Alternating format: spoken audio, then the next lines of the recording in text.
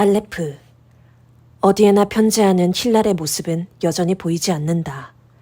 나는 저녁 식사 내내 속내를 감추고 있다가 그날 오후에 있었던 사인회와 그 후 이어진 파티의 러시아 음악과 춤 공연에 대해 모두에게 감사의 인사를 전한 후에야 힐랄에게 식사 장소를 알려준 사람이 아무도 없냐고 묻는다. 사람들이 의외라는 표정으로 나를 본다.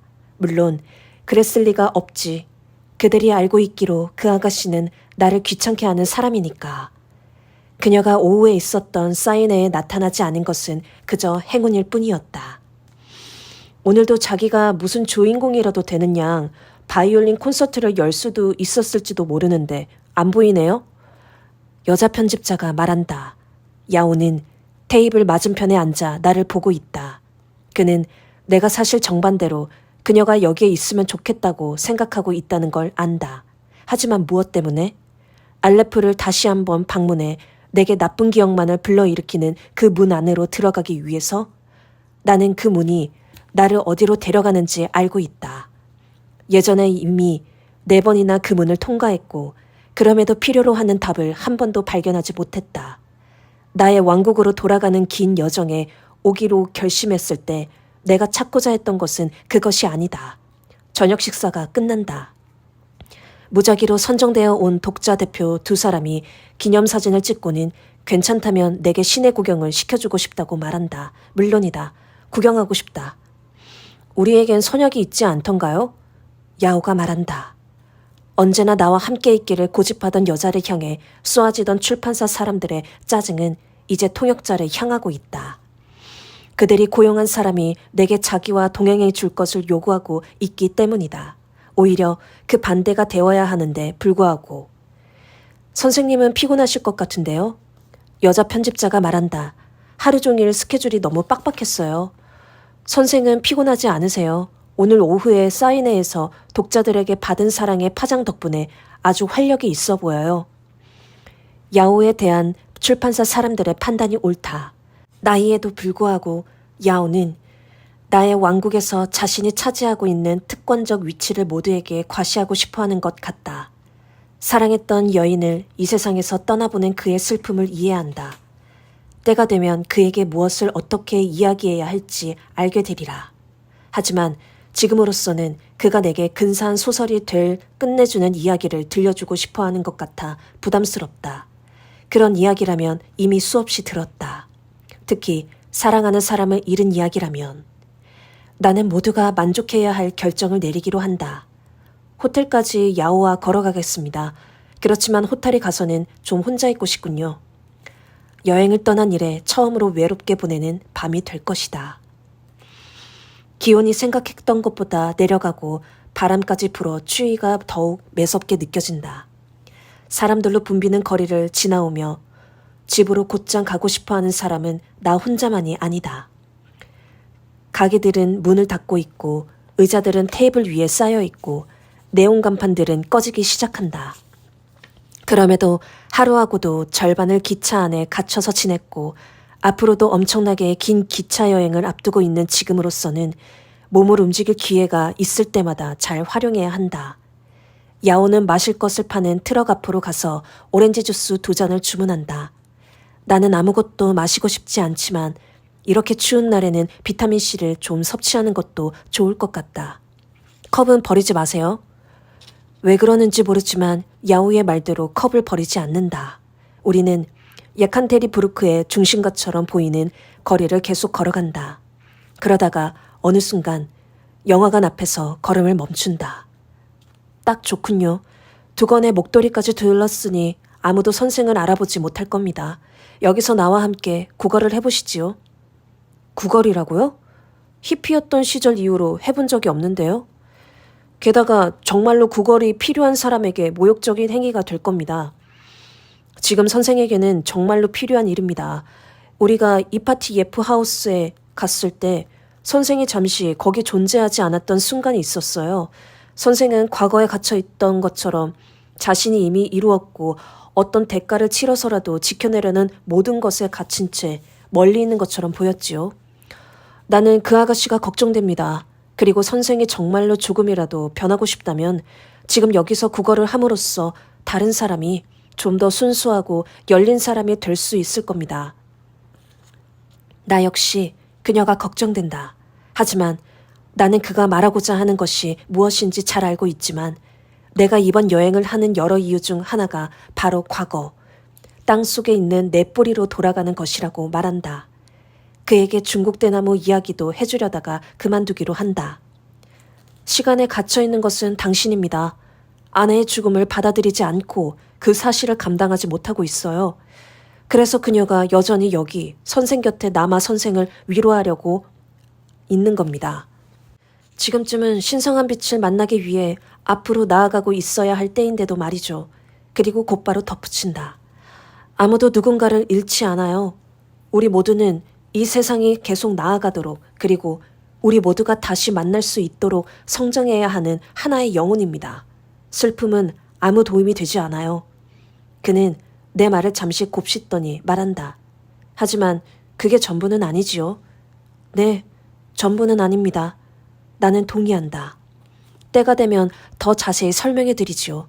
호텔로 갑시다. 야오는 컵을 내밀고 지나가는 사람들에게 국어를 시작한다. 그는 내게도 똑같이 하라고 권한다. 일본에 있을 때 선불교 승려에게서 탁발, 즉 동양순례에 대해 배웠습니다. 시주에 의해 유지되는 사찰을 돕고 겸손함이라는 덕목을 훈련하는 것 외에도 이 수행에는 그들이 살고 있는 마을을 정화한다는 의미도 있어요. 시주를 하는 자와 동양을 하는 자, 그리고 동양 그 자체가 매우 중요한 균형의 연결고리를 형성하니까요. 동양을 하는 자는 필요에 의해 동양을 하는 것이고 사주를 하는 자 역시 필요하기 때문에 그것을 행합니다. 보시는 그렇게 그 두 가지를 필요로 하는 연결고리 역할을 하고 모두 해야 할 필요가 있는 일을 한 덕분에 마을의 분위기는 좋아집니다. 선생은 지금 순례 중이니 이제 방문한 도시를 돕기 위해 뭔가를 해야 하지 않겠습니까? 나는 너무 놀라 무슨 말을 해야 할지 모른다. 야오는 자기가 좀 심했다 싶은지 컵을 외투 주머니에 도로 집어넣으려고 한다. 아니에요. 정말 좋은 생각입니다. 그 후 10여 분 동안 우리는 각각 보도 양편에 서서 추위에 발을 동동 굴러가며 지나가는 사람에게 컵을 내민다. 처음에 나는 컵을 든 손을 뻗기만 하지만 차츰 쑥스러움이 사라지고 정말로 길 잃은 외국인이 되어 국어를 시작한다. 나는 다른 사람에게 도움을 요청하는 걸 힘들어한 적이 없다. 평생을 살아오면서 다른 이들을 배려하고 베풀 때면 끝없이 관대해지고 누군가 조언이나 지지를 구해올 때 진정한 기쁨을 느끼는 많은 사람들을 만났다. 거기까지는 좋다. 가까이 있는 사람을 도울 수 있다는 것은 아주 멋진 일이니까. 반면 사랑하는 관대함에서 주는 것일지라도 받는 것에 능숙한 사람들은 거의 본 적이 없다. 누군가에게 의지한다는 것이 면목 없는 일인 것처럼 받는다는 행위는 열등감을 불러일으키는 것과 같다. 그들은 누가 우리에게 무언가를 베푸는 것은 우리가 스스로의 힘으로는 그것을 이룰 능력이 없기 때문이야 라고 생각한다. 혹은 우리에게 무언가를 베푸는 사람은 언젠가 그 대가를 요구해 올 거야 라고 생각하거나 더 심각한 경우에는 나는 그들에게 도움을 받을 자격도 없는 사람이야 라고 생각한다. 그러나 20여 분의 시간은 내가 어떤 사람이었는지 상기시켜주고 내게 가르침을 주고 나를 자유롭게 한다. 마침내 길을 건너 야오와 다시 만났을 때 내 주스컵 안에는 11달러 정도의 돈이 모여 있다. 야오는 그 정도 돈을 모았다. 그가 말했던 것과 달리 이 일은 과거로의 아름다운 회귀였다. 나는 오랫동안 경험하지 못한 것을 다시 체험했고 그럼으로써 이 도시뿐 아니라 나 자신까지 새롭게 했다. 이 돈으로 뭘 할까요? 그에게 묻는다. 야오에 대한 생각이 다시 바뀌기 시작한다. 그는 무언가를 알고 있고 나는 다른 것들을 알고 있으니 우리는 계속 서로에게 가르침을 줄 수 있을 것이다. 우리에게 주어진 돈이니 이론적으로는 우리의 것입니다. 그러니 따로 잘 보관해 두고 있다가 중요하다고 생각하는 일에 쓰도록 하지요. 나는 동전들을 왼쪽 주머니에 넣어둔다. 그가 제안한 대로 할 것이다. 나는 호텔로 향해 걸음을 재촉한다. 바깥 공기를 쐬며 걸어오는 동안 저녁 식사로 섭취한 칼로리를 다 써버렸다. 호텔 로비에 들어서자 어디에나 편지하는 힐날이 우리를 기다리고 있었다. 무척 아름다운 부인 한 명과 양복에 넥타이까지 갖춰 입은 논신사와 함께였다. 안녕하세요. 나는 인사를 건넨다. 당신 고향으로 돌아왔군요. 여기까지 우리와 함께해줘서 즐거웠어요. 이분들은 부모님이신가요? 남자는 아무 반응을 보이지 않지만 아름다운 여인이 웃음을 터뜨린다. 그러면 얼마나 좋게요. 여기 이 아이는 천재예요. 타고난 재능만큼 충분히 노력하지 않는 게 아쉬울 뿐이죠. 세상이 위대한 예술가를 잃고 있는 셈이니까요. 힐날은 그 말에 신경 쓰지 않는 눈치다. 그녀가 내 쪽으로 바로 몸을 돌린다. 안녕하세요라고요? 기차에서 그런 일이 일어난 후에 내게 할 말이 고작 그건가요? 여인이 깜짝 놀라 우리를 바라본다. 여인이 무슨 생각을 하고 있는지 짐작이 간다. 기차에서 무슨 일이 있었기에 이 남자는 자기가 이 아이의 아버지뻘 나이라는 걸 모르나? 야오가 자기는 그만 방으로 올라가 볼 시간이라고 말한다. 양복과 넥타이 차림의 남자는 아무 반응을 보이지 않는데 아마도 영어를 알아듣지 못해서일 것이다. 기차에서는 아무 일도 없었습니다. 아니, 적어도 여러분이 상상하는 일은 없었습니다. 그리고 이봐요. 그럼 내가 무슨 말을 하길 기대하는 거요? 당신이 보고 싶었다고? 나는 하루 종일 오늘 정신없이 바빴어요. 여인이 남자에게 우리의 대화를 통역해주고 힐라를 포함해 모두가 미소를 짓는다. 먼저 물어보지도 않았는데도 내가 먼저 말을 꺼내는 바람에 이제 힐랄은 내가 그녀를 보고 싶어 했다는 걸 알게 된다. 그들과의 대화가 어떻게 흘러갈지 몰라 야오에게 좀 더 있어달라고 부탁한다. 우리는 자리를 잡고 앉아 차를 주문한다. 아름다운 여인은 자신을 바이올린 선생이라고 소개하고 같이 온 남자는 이 지역 음악학교의 교장이라고 설명한다. 내가 보기에 힐랄은 아까운 재능을 낭비하고 있어요. 여인이 말한다. 이 아이는 너무 자신감이 없어요. 그런 얘기를 이미 여러 번 했고 지금도 말하고 있는데도 그래요. 이 아이는 스스로에 대한 믿음이 없어요. 힐랄은 자신이 인정받지 못한다고 다른 사람들이 자기 연주를 싫어한다고 생각하고 있어요. 하지만 전혀 그렇지 않아요. 힐랄이 자신감이 없다고? 그녀만큼 결단력이 있는 사람은 별로 본 적이 없는데. 그리고 감수성이 예민한 사람들이 흔히 그렇듯이 다정하고 친절한 눈빛의 여선생의 말이 계속된다. 이 아이도 좀 불안정하죠. 불안정하다고요? 힐랄이 큰 소리로 외친다. 미쳤다는 말에 점잖은 표현인 거죠. 여인은 애정이 넘치는 눈길로 그녀를 보더니 다시 나를 향해 내가 뭐라고 하기를 기다린다. 나는 아무 말도 않는다. 선생께서 이 아이를 도와주실 수 있을 거예요. 모스크바에서 힐랄이 바이올린 켜는 걸 보셨다고요? 이 아이는 박수갈채를 받았다고 들었어요. 그것만 봐도 힐랄이 얼마나 재능이 있는지 알 수 있죠. 모스크바 사람들은 음악에 아주 까다롭거든요. 힐랄은 잘 교육받은 누구보다 많이 공부한 연주자예요. 여기 러시아의 큰 오케스트라들에서 연주하면서 함께 해외 공연도 다녔지요. 그런데 갑자기 무슨 일이 일어난 거예요. 그래서 더 이상 진전이 없어요. 나는 이 여인의 호의를 믿는다. 그녀는 진심으로 힐랄을 그리고 우리 모두를 돕고 싶어하는 듯하다. 그러나 갑자기 무슨 일이 일어난 거예요. 그래서 더 이상 진전이 없어요. 라는 바로 그 말에 내 마음속이 울린다. 나도 같은 이유로 여기 와 있기 때문이다. 정장을 한 남자는 대화에 전혀 끼어들지 못하고 있다. 그는 그저 거기 있음으로써 상냥한 눈빛을 한 아름다운 여인과 재능 있는 젊은 바이올리니스트에게 힘을 보태주러 온 것이 틀림없다. 야오는 차맛을 음미하는데 열중하는 척한다. 하지만 제가 무엇을 할 수 있을까요?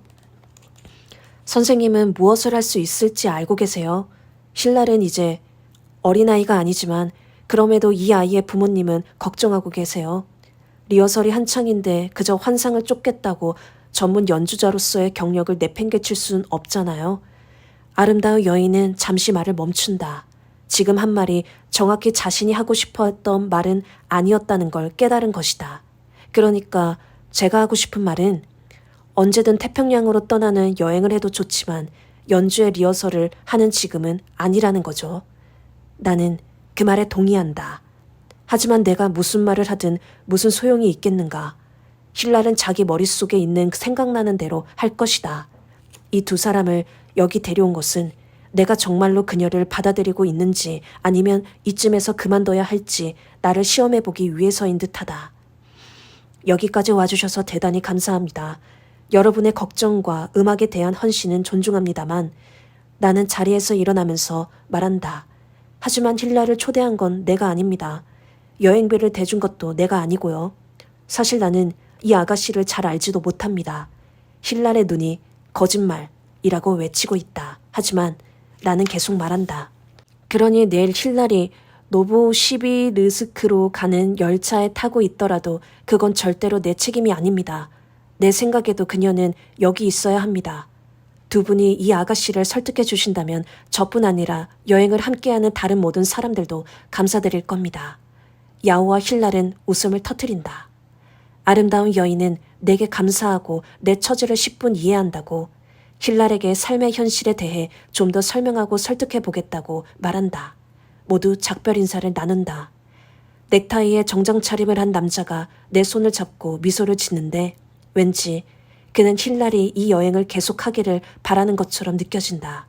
그녀는 오케스트라의 골칫거리임에 틀림없다. 야오는 덕분에 특별한 밤을 보냈다는 인사를 남기고 자기 방으로 올라간다. 힐라는 꼼짝도 않고 서 있다. 나는 자러 갈 거요. 당신도 대화를 다 들었잖소. 그런데 솔직히 도대체 왜 음악학교 선생들을 만나러 갔는지 이해가 안 가는군요.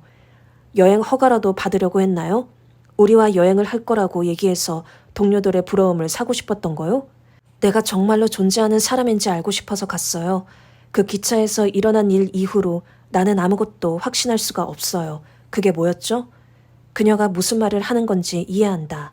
1982년 독일 다우스에 있는 수용소에 갔을 때 내가 우연히 처음으로 알레프를 경험하던 때가 기억난다. 나는 그 후 며칠 동안 완전히 혼란에 빠져 있었고 곁에 아내가 없었더라면 나는 분명 뇌졸중을 일으키고 말았을 것이다. 정확히 무슨 일이 일어났죠? 내가 묻는다. 심장이 미친 듯이 뛰기 시작했어요. 내가 이 세상에 더 이상 존재하지 않는 것 같았죠. 엄청난 공포에 사로잡혔고 언제든 죽을 수도 있겠다는 생각이 들었어요. 내 주위의 모든 것이 기이해 보였고요. 그때 당신이 내 팔을 잡아주지 않았더라면 나는 꼼짝도 못했을 거예요. 아주 중요한 일들이 내 눈앞에서 벌어지고 있다는 느낌은 들었지만 그중 아무것도 이해할 수 없었어요. 나는 이렇게 말해주고 싶었다. 거기에 익숙해져요. 라고. 알레프, 내가 말한다. 한 번도 경험해보지 못한 끝없는 무화경에 빠져있다가 어느 순간 당신이 그 단어를 말한 걸 들었어요. 그날 있었던 일을 떠올리는 것만으로도 그녀는 다시 겁에 질린다. 이 순간을 잘 이용해야 한다. 아직도 여행을 계속해야겠다고 생각하는 거요? 그 어느 때보다 더 확실하게요. 두려움은 언제나 나를 매혹시키거든요. 내가 대사관 만찬에서 한 이야기 기억하시지요? 그녀에게 호텔 안바에서 커피를 가져달라고 부탁한다. 그녀 같은 성격의 사람만이 그렇게 할 수 있는 것이 손님은 우리밖에 없고 웨이터는 어서 문을 닫고 싶어서 안달이 났을 것이기 때문이다. 그녀는 내 주문대로 한다. 웨이터와 잠시 실랑이를 벌인 끝에 필터에 거르지 않은 터키식 커피 2잔을 들고 온다. 브라질 사람답게 나는 밤늦게 진한 커피를 마시는 것을 저어하지 않는다. 내게 잠을 잘 자고 못 자는 것은 커피가 아닌 다른 사정에 달려있다. 당신도 보았듯이 알레프를 설명할 방법은 없어요. 하지만 마법 전승에 따르면 알레프는 2가지 방식으로 나타난다고 합니다. 첫 번째는 현재든 과거든 작은 것이든 큰 것이든 다른 모든 지점을 아우르는 우주 속의 한 지점이에요. 우리가 기차에서 그랬던 것처럼 대개는 우연히 발견되죠. 그런 일이 일어나려면 그 사람은 혹은 그 사람들은 알레프가 존재하는 물리적 장소에 있어야 해요. 그것을 작은 알레프라고 불러요. 그렇다면 그 객차에 올라타서 그 특정 장소에 간 사람은 모두 우리가 느낀 것을 느낀다는 말인가요? 내 말을 끝까지 들으면 이해하기 쉬울 거요. 그래요. 그 장소에 간 사람 역시 같은 걸 느낄 테지만 우리가 경험한 방식대로는 아닐 겁니다. 연애에 갔다가 어느 한 장소가 다른 곳보다 훨씬 편안하고 안전하게 느껴진 적이 있지 않나요? 알레프를 거칠게 비유하자면 그런 거요. 하지만 사람들은 저마다 방식으로 신성한 에너지를 경험해요. 만일 당신이 연애장에서 바로 그 장소를 만난다면 그 에너지는 당신이 더 자신감을 갖고 더 확실한 존재감을 느끼도록 도와줄 겁니다. 누군가 객차의 그 지점을 지나간다면 그는 갑자기 모든 것을 안다는 기이한 느낌을 받겠죠.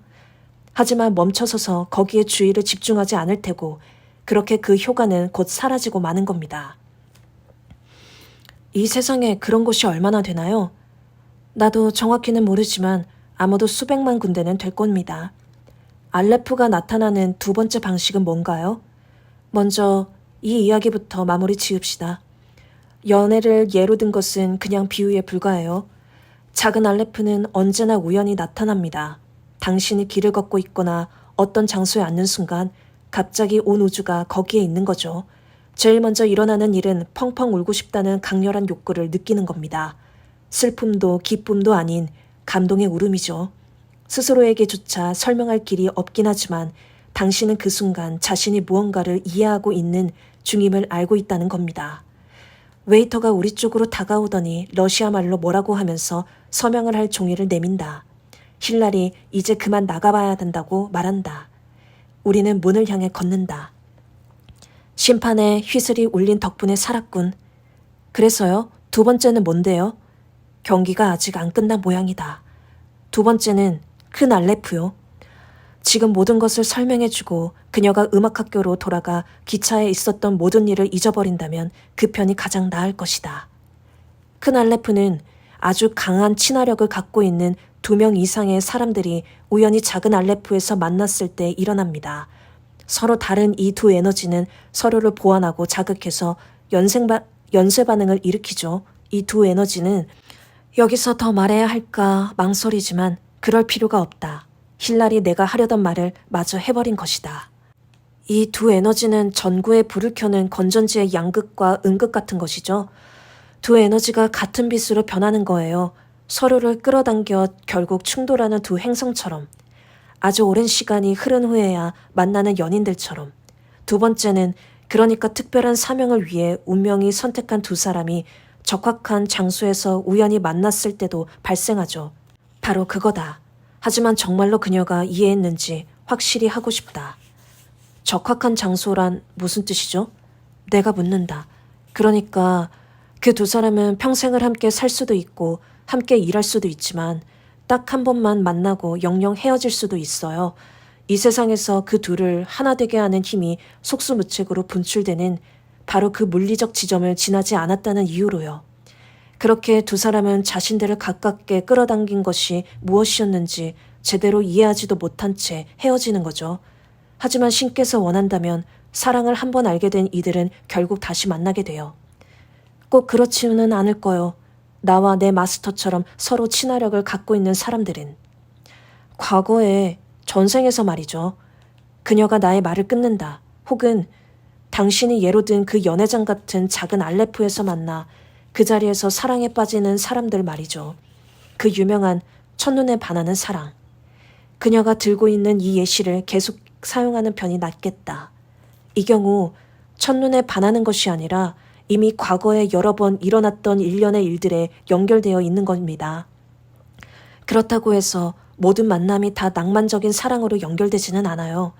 그중 대부분은 아직 해결되지 않은 일들이 있기 때문에 발생하고 그렇기 때문에 우리는 예전에 중단된 것들을 마땅히 있어야 할 자리로 돌려놓기 위해 새로운 육신을 얻어 태어나는 것이지 당신은 현실과 조응하지 않는 것들을 읽고 있어요. 당신을 사랑해요. 아니, 내가 말하는 건 그게 아니오. 나는 격분한다. 나는 이미 이번 생에서 만나야 하는 여자를 만났어요. 그러기까지 3번을 결혼해야 했고 이제는 세상 누구와도 아내를 바꿀 생각은 없어요. 아내와 나는 수백 년 전부터 서로 알아왔고 앞으로 올 몇백 년도 함께 할 거요. 하지만 그녀는 내 나머지 말을 들으려 하지 않는다. 모스크바에서 그랬던 것처럼 그녀는 내게 재빨리 입을 맞추고 예칸테린부르크의 차가운 밤속으로 나가버린다.